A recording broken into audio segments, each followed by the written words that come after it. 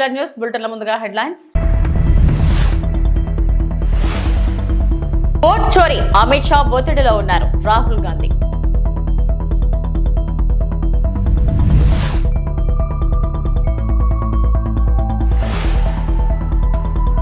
నేడు AP cabinet భేటీ, కీలక అంశాలపై చర్చ.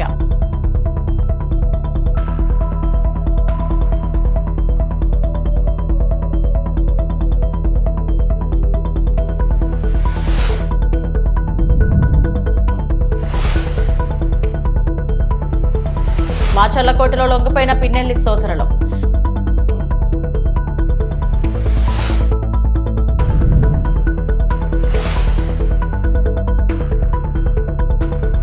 కేంద్ర హోంశాఖ మంత్రి అమిత్ షా కాస్త ఒత్తిడితో కనిపిస్తున్నారు అంటూ కాంగ్రెస్ అగ్రనేత రాహుల్ గాంధీ ఆరోపించారు.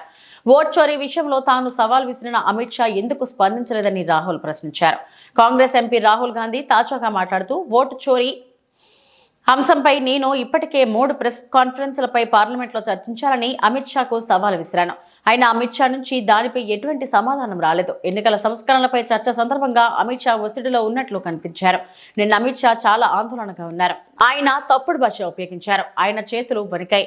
అమిత్ షా తీవ్రమైన మానసిక ఒత్తిడిలో ఉన్నారు. ఇది నిన్న అందరూ చూశారని రాహుల్ గాంధీ అన్నారు.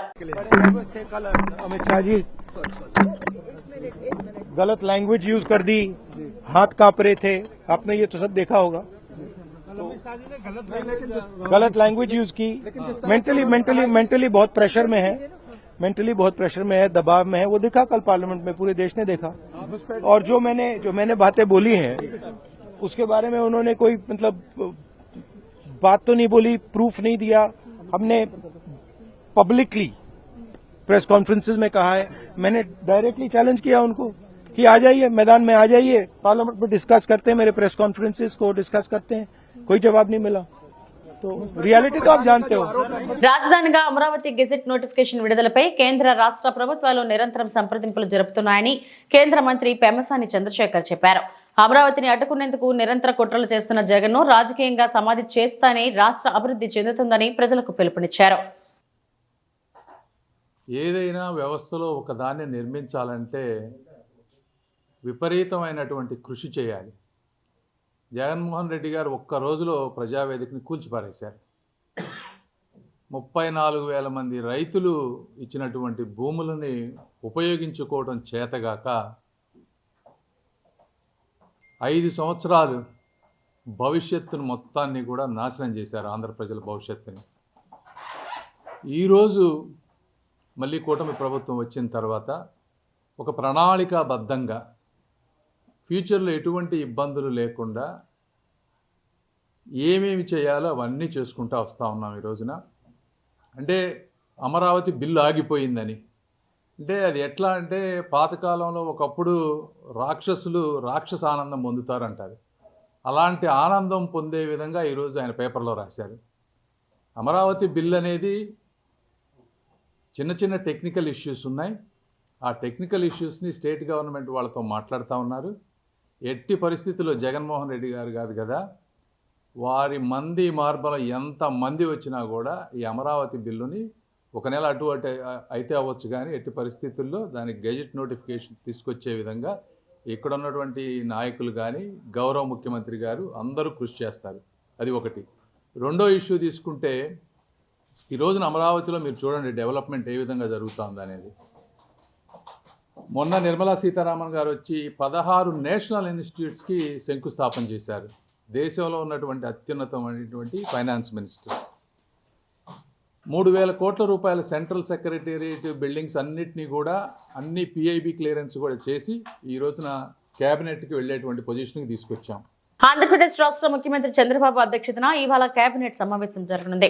ఈ భేటీలో అజెండాలోని పలు కీలక అంశాలపై చర్చించి అనంతరం ఆమోదం తెలపనున్నారు. 169 కోట్లతో లోక్ భవన్, గవర్నర్ బంగ్లా నిర్మాణానికి టెండర్లు పిలిచేందుకు కేబినెట్ ఆమోదం తెలపనుంది. అలాగే జ్యుడిషియల్ అకాడమీకి 163 కోట్లతో పరిపాలనా అనుమతులకు ఆమోదం తెలపనున్నారు. 2024-25 వార్షిక నివేదికలు ఇచ్చేందుకు మంత్రి మండలి ఆమోదం తెలియజేయనుంది.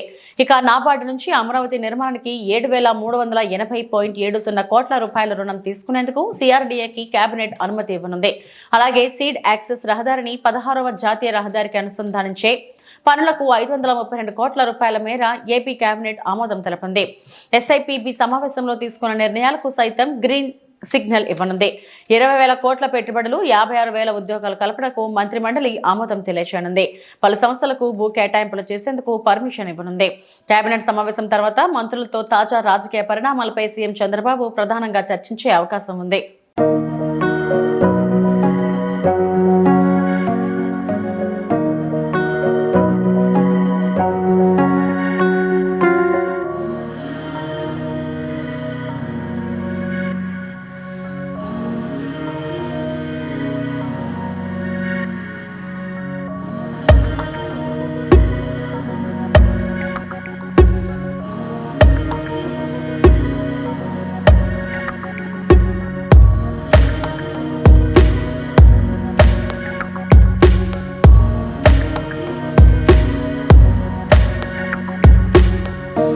వైకాపా నేత మాచర్ల మాజీ ఎమ్మెల్యే పిన్నెల్లి రామకృష్ణారెడ్డి, ఆయన సోదరుడు వెంకటరామరెడ్డి కోర్టులో లొంగిపోయారు. గురువారం ఉదయం పల్నాడు జిల్లా మాచర్లలోని జూనియర్ అదనపు సివిల్ జడ్జ్ కోర్టుకు వారిద్దరూ వచ్చారు. ఎలాంటి అవాంఛనీయ సంఘటనలు జరగకుండా పోలీసులు బందోబస్తు ఏర్పాటు చేశారు.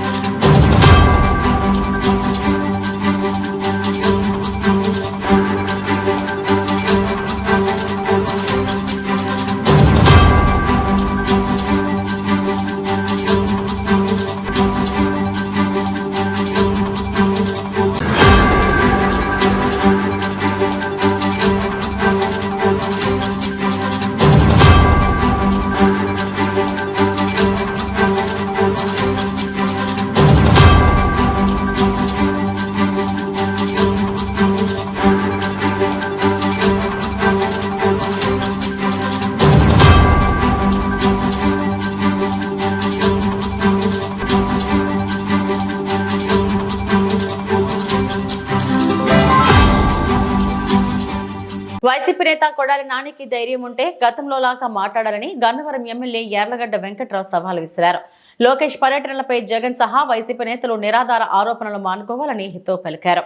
ఇప్పుడు అతను ఎవరిని వద్దని ఆపేశారేంటి? కాదండి, ఇప్పుడు అతన్ని ఎవరిని కొడాలని నువ్వు తిరగొద్దని ఆపేశారేంటి? మళ్ళీ ప్రజాక్షేత్రంలో సీరియస్గా ఉండడానికి. అతనికి ఆరోగ్య సమస్య ఏదో వచ్చింది, సరే దానికి 6 నెలలు రెస్ట్ అని నిన్న ఎవరో చెప్పారు నాతో. కానీ అంతకుముందు సంవత్సరం ఏం చేశాడు? తిరిగాడు ఇక్కడ. ఆరోగ్యం ఇష్యూ రాకముందు, హెల్త్ ఇష్యూ రాకముందు, హెల్త్ గురించి మాట్లాడకూడదు మనం, కానీ హెల్త్ ఇష్యూ రాకముందు సంవత్సరం ఏం చేశాడు? కనీసం ఓడిపోయినాక కౌంటింగ్ సెంటర్ నుంచి వెళ్ళిపోయాడు తప్ప. నేను ఓడిపోయా 2019లో. నేను గన్నవరం వెళ్ళా, ప్రెస్ మీట్ పెట్టా, స్టేట్మెంట్ ఇచ్చా. ఎమ్మెల్యే వాళ్ళని నా కోరిక తీరపోయినా మీ కోరికలు తీరుస్తా, మీకోసం పనిచేస్తానని చెప్పా. ప్రజా తీర్పుని స్వాగతిస్తానని చెప్పా. కనీసం అది కూడా తెలియదు. మంత్రిగా పనిచేశాడు, బుద్ధి తక్కువ పెద్ద మనిషిలాగా. కనీసం ఓడిపోయిన తర్వాత ప్రజా తీర్పును గౌరవిస్తానని చెప్పాడు గుడివాడ ప్రజలకి. గుడివాడ ప్రజలు ఓడిచ్చారనే కక్షతో సంవత్సరం రాలేదా? రమ్మనండి, ఎవడొద్దన్నాడు? మేము రావాలనే చూస్తున్నాం, రాకుండా ఎందుకు దాక్కుని ఉంటాం? లేదా ఎన్టీఆర్ టు వైఎస్ఆర్ ట్రస్ట్ అని పెట్టాడు. అలాంటి కొత్తదేమన్నా పథక రచన ఏమన్నా చేస్తున్నాడేమో. ఏదో ఇదే విజయవాడ నుంచి గుడివాడ వెళ్ళేటప్పుడు బస్సు పోయాక అంకిపడి వెళ్ళినట్టుగా. ఎవరైనా రాజకీయాల్లో ఉంది అంతిమంగా ప్రజాసేవ చేయటాకే. కథ భాష మారింది. అంతకుముందు చంద్రబాబు నాయుడు గారు నా మీద పోటీ చేయి, లోకేష్ బాబు నా మీద పోటీ చేయనివాడు. ఇప్పుడు కూడా మరి చంద్రబాబు గారు లోకేష్ రావాలని అడుగుతాడు, లేదా రాము మీద ఓడిపోయాడు కాబట్టి ఇంకా ఆ మాటలు మాట్లాడడం చూద్దాం, వచ్చినా తెలుస్తుంది కదా, రాకముందే ఉంది. ఇప్పుడు ఈ గుడివాడ నియోజకవర్గం నుంచి నేను 4 సార్లు అవకాశం ఇచ్చి 20 సంవత్సరాలు శాసనసభ్యుడిగా ఎన్నుకుంటే, నువ్వు ఓడిపోయిన తర్వాత గుడివాడ మొహం చూడకుండా సంవత్సరం ఉన్నావంటేనే గుడివాడ ప్రజలు ఆలోచిస్తున్నారు. అలాగే రాష్ట్ర ప్రజలు కూడా డెఫినెట్గా అనుకుంటారు, పవర్ ఉన్నప్పుడే ఉంది. పవర్ ఉన్నప్పుడు పవర్ ఈజ్ పవర్. అల్టిమేట్గా పవర్ ఉన్నప్పుడు ఎవరైనా మాడతారు. ఎవరైనా ఏదైనా చేస్తారు. పవర్ లేనప్పుడు చేస్తే అది గ్రేట్. నువ్వు వచ్చి నువ్వు యాక్టివ్ అయిన గతంలో నువ్వు మాట్లాడినట్టు మాట్లాడగలిగితే వైసీపీ శ్రేణులు అంతా హర్షిస్తాయి. కనీసం నీకు ఆ దమ్ముందా? మాట్లాడితే చంద్రబాబు నా మీద పోటీ చేయి, లోకేష్ నా మీద పోటీ చేయి. నీ మీద ఎందుకు పోటీ చేస్తారు? వాళ్ళు ఇచ్చిన బీఫారం తీసుకుని 2 సార్లు ఎమ్మెల్యే అయినవు. వాళ్ళు ఇచ్చిన బీఫారం ఇచ్చిన అభ్యర్థి చేతిలో ఓడిపోయి పిచ్చివాగుడు వాగి ఏ రోజు రివ్యూ మీటింగ్ పెట్టకుండా, పనిచేయాల్సిన రోజు పని చేయకుండా, మంత్రిగా నీకు అవకాశం వచ్చిన రోజు నీ మార్క్ ఏముంది సివిల్ సప్లైస్ మీద? నువ్వు సివిల్ సప్లైస్ అది చేసానని చెప్పగలవా? నేను కేడీసీసీ బ్యాంక్ చైర్మన్గా పనిచేస్తే దాని దేశంలో నెంబర్ 1 స్థానంలో పెట్టా. 15 కోట్ల లాభాన్ని 85 కోట్లు పెంచా. టర్న్ ఓవర్ డబుల్ చేశా. 5,000 కోట్లు 10,000 కోట్లు చేశా. 150 మందికి ఉద్యోగాలు ఇచ్చా అని చెప్పగలను. నువ్వు చెప్పడానికి ఏమైనా ఉందా? రివ్యూ మీటింగ్ అయినా చేసావా? మళ్ళీ వచ్చి బుట్లు ఎడదామని వద్దాం అనుకున్నావా? కమాన్ రా, ఎదురు చూస్తున్నారు నువ్వు ఎప్పుడు వస్తావని. ఉమ్మడి తూర్పుగోదావరి జిల్లా వ్యాప్తంగా డిసెంబర్ 13న 4వ జాతీయ లోక్ అదాలత్ నిర్వహిస్తున్నట్లు జాతీయ న్యాయ సేవాధికార సంస్థ చైర్మన్ మరియు జిల్లా ప్రధాన న్యాయమూర్తి శ్రీమతి గంధం సునీత తెలిపారు. జిల్లా కోర్టు ఆవరణలో బుధవారం న్యాయమూర్తి మాట్లాడుతూ జాతీయ లోక్ అదాలత్లో రాజీ పడదగ్గ క్రిమినల్, సివిల్, కుటుంబ వివాదాలు, చెక్ బౌన్స్, యాక్సిడెంట్ కేసులు, బ్యాంకు కేసులు, లిటిగేషన్ కేసులు తదితర కేసులు పరిష్కరించుకోవచ్చునన్నారు. ఈస్ట్ గోదావరి ప్రజానీకాన్ని అందరికీ కూడా నమస్కారం అండి. మీ అందరికీ తెలిసిందే, మన భారత న్యాయస్థానం అంటే నేషనల్ లీగల్ సర్వీసెస్ అథారిటీ అనే సంస్థ ఒకటి ఉంది. దానిలో భాగంగానే రాష్ట్ర స్థాయిలో రాష్ట్ర న్యాయ సేవల సంస్థ, న్యాయ సేవాధికారి సంస్థ, జిల్లా స్థాయిలో జిల్లా న్యాయ సేవాధికారి సంస్థ, మండలం స్థాయిలో మండల న్యాయ సేవాధికారి సంస్థలు ఉన్నాయి. వీటన్నిటి ముఖ్య ఉద్దేశం ఏంటంటే ప్రజలందరికీ కూడా న్యాయ సేవలు అందించాలి అనేది. దానిలో భాగంగాను లోక్ అదాలత్ అనేది ఒక కార్యక్రమం కింద ప్రతి సంవత్సరం జాతీయ స్థాయిలో సంవత్సరానికి 4 లోక్ అదాలత్ నేషనల్ లోక్ అదాలత్ నిర్వహించడం జరుగుతుంది.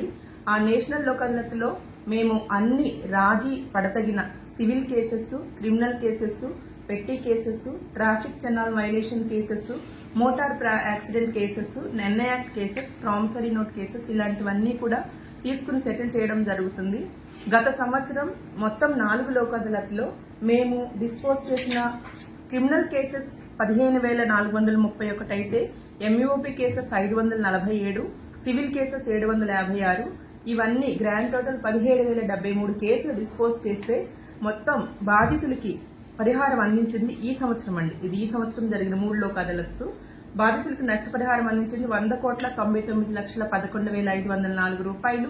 ఈ సంవత్సరం ఇప్పటి వరకు జరిగిన 3 లోక్ అదాలత్కి నష్టపరిహారం అందించడం జరిగింది.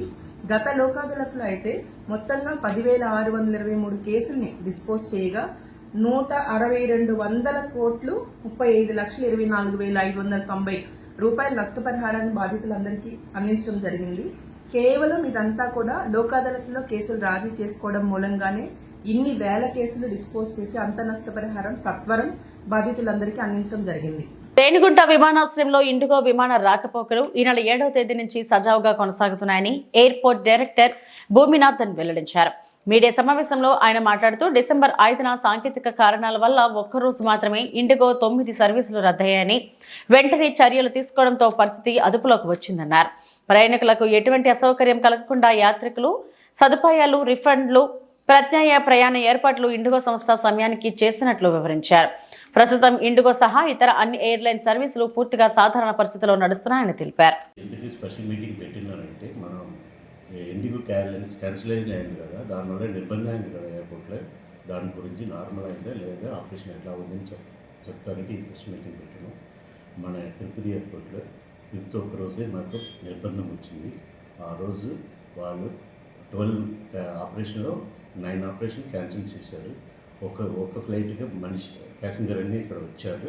వాళ్ళకి నిర్బంధం అయింది. వాళ్ళకి మళ్ళీ ఫుడ్, డ్రింకింగ్ వాటర్, స్నాక్స్ అన్నీ ఎయిర్లైన్ తరఫు నుంచో మన ఎయిర్పోర్ట్ తరఫు నుంచి అరేంజ్ చేసి ఇచ్చినాం.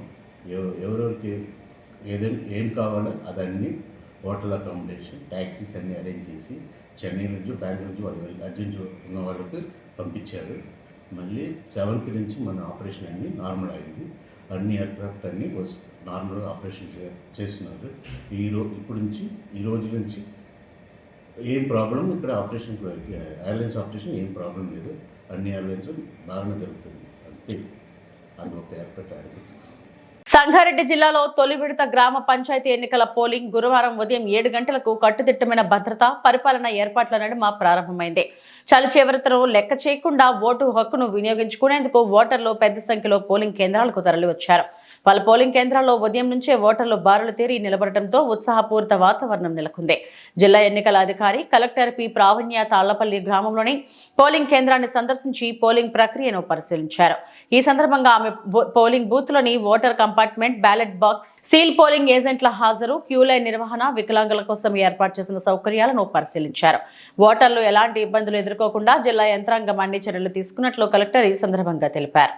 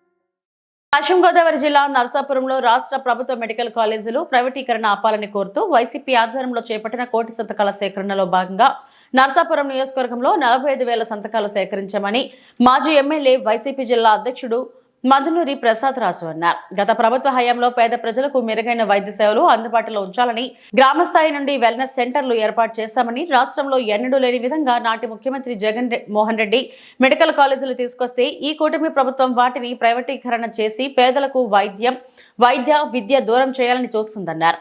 ప్రజల వద్దను సేకరించిన సంతకాలను నేడు జిల్లా పార్టీ కార్యాలయానికి పంపుతున్నామని, ఈ నెల 17న తమ అధినేత జగన్మోహన్ రెడ్డి ఆధ్వర్యంలో రాష్ట్ర వ్యాప్తంగా ప్రజల వద్ద సేకరించిన సంతకాలను గవర్నర్కు సమర్పిస్తారన్నారు.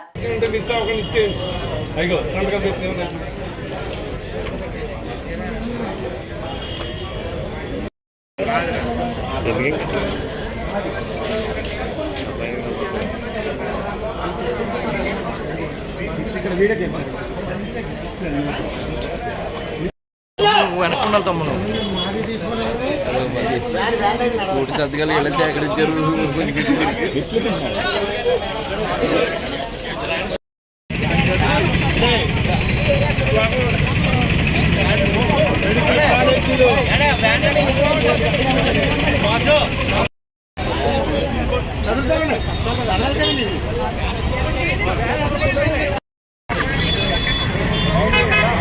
అమ్మ అందరూ స్వాగతించమని అమ్మా.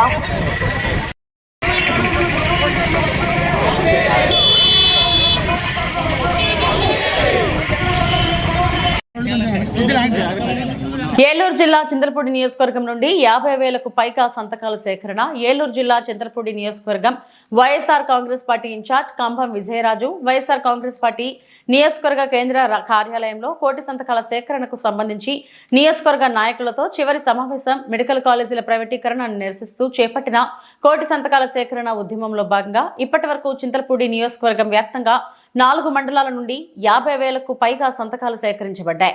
ఈ రోజు ప్రత్యేక వాహనాల ద్వారా చింతలపూడి వైఎస్ఆర్ కాంగ్రెస్ పార్టీ కార్యాలయం నుండి బయలుదేరి ఏలూరు జిల్లా పార్టీ కార్యాలయం నందు ఏలూరు జిల్లా వైఎస్ఆర్ కాంగ్రెస్ పార్టీ అధ్యక్షులు దూలం నాగేశ్వరరావు డిఎన్ఆర్ అందజేయడం జరుగుతుంది. ఈ కార్యక్రమంలో ప్రజాప్రతినిధులు, ముఖ్య నేతలు, వైఎస్ఆర్ కాంగ్రెస్ పార్టీ నాయకులు, కార్యకర్తలు మరియు అభిమానులు పెద్ద ఎత్తున పాల్గొన్నారు.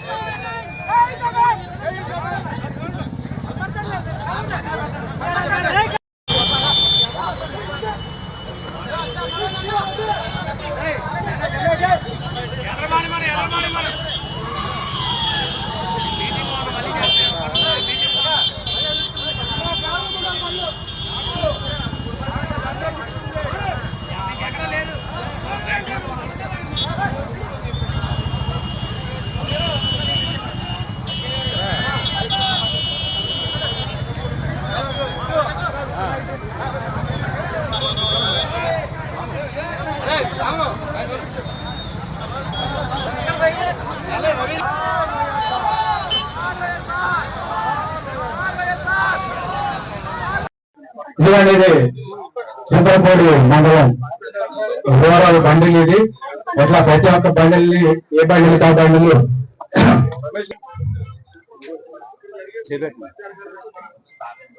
ఈరోజు ఈ కార్యక్రమాన్ని జయప్రదం చేయడానికి విచ్చేసిన ప్రతి ఒక్క నాయకులకు, కార్యకర్తలందరికీ పేరుపైన ధన్యవాదాలు తెలియజేసుకుంటున్నాం. మన ఈ ప్రెస్ మీటింగ్ 5 నిమిషాలు క్లోజ్ చేసి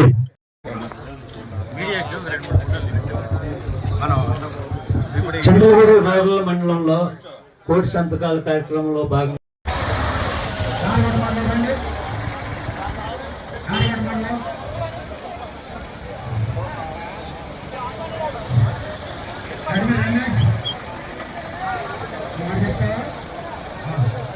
ఇవి ఇప్పటివరకు నా బులెటిన్ అప్డేట్స్. నమస్తే.